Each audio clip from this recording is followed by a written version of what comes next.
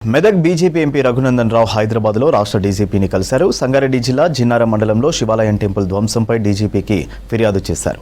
ఘటన జరిగిన రోజు పోలీసులు సకాలంలో స్పందించలేదని, ఇన్సిడెంట్ మధ్యాహ్నం జరిగితే రాత్రి అయ్యే వరకు స్పందించలేదన్నారు. టెంపుల్ దగ్గర ఉన్న మదర్సాలో ఉంటున్న పిల్లలు భారత్కు చెందిన వాళ్ళని జిల్లా ఎస్పీ చెప్పగలరా అని ప్రశ్నించారు. మదర్సాలో ఉండే 12 ఏళ్లలోపు ఉన్న పిల్లల్లో హిందూ సమాజంపై ద్వేషం ఎందుకని ప్రశ్నించారు.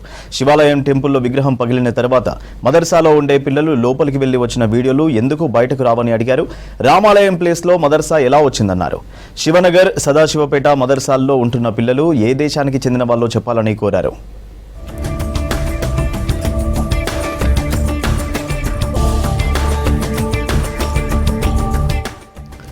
సికింద్రాబాద్ ముత్యాలమ్మ దేవాలయం సంఘటన తర్వాత పోలీస్ ఇంటెలిజెన్స్ వ్యవస్థ ఎందుకు ఫెయిల్ అయిందని ప్రశ్నించారు. రాష్ట్రంలో ఉన్న ప్రతి మదర్సాలో ఏ రాష్ట్రం వాళ్ళు ఉన్నారు, ఏ దేశం వాళ్ళు ఉన్నారు, వాళ్ళకి అక్కడ ఏం నేర్పిస్తున్నారో రాష్ట్ర సీఎస్, డీజీపీ చూడాలన్నారు.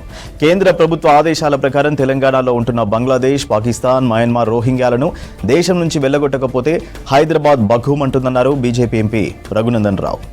4 రోజుల క్రితం సంగారెడ్డి జిల్లా జిన్నారం మండల కేంద్రం లోపల శివాలయానికి సంబంధించినటువంటి, శివునికి సంబంధించినటువంటి విగ్రహం ధ్వంసం జరిగినటువంటి సంఘటనలో మధ్యాహ్నం నుంచి సాయంత్రం వరకు ఒక వర్గం ప్రజల మనోభావాలు దెబ్బతిన్నప్పుడు స్పందించాల్సిన సమయంలో పోలీసులు సరైన సమయంలో స్పందించకపోవడం వల్ల జరిగిన తప్పుల్ని కప్పిపుచ్చుకోవడానికి ఒక వర్గాన్ని ప్రొటెక్ట్ చేస్తూ జరిగిన సంఘటన ఒకటైతే వైఫల్యం పోలీసు వాళ్ళదైతే మధ్యాహ్నం నుంచి ఇష్యూ జరిగితే రాత్రి 7-8 కనీసం పోలీసు వాళ్ళ నుంచి మినిమం స్పందన కరువైంది.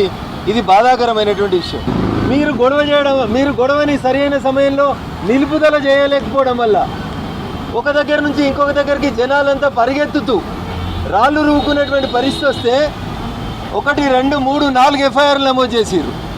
మొదటి కంప్లైంట్ నేను చేసిన దాంట్లో అసలు ఆ మదర్సాలో ఉన్న పిల్లలు ఏ రాష్ట్రం వాళ్ళు, ఏ దేశం వాళ్ళు, రోహింగ్యాలా, బంగ్లాదేశ్ వాళ్ళ, అసలు మెదక్ జిల్లాకి జిన్నారంకి ఏమన్నా సంబంధం ఉందా?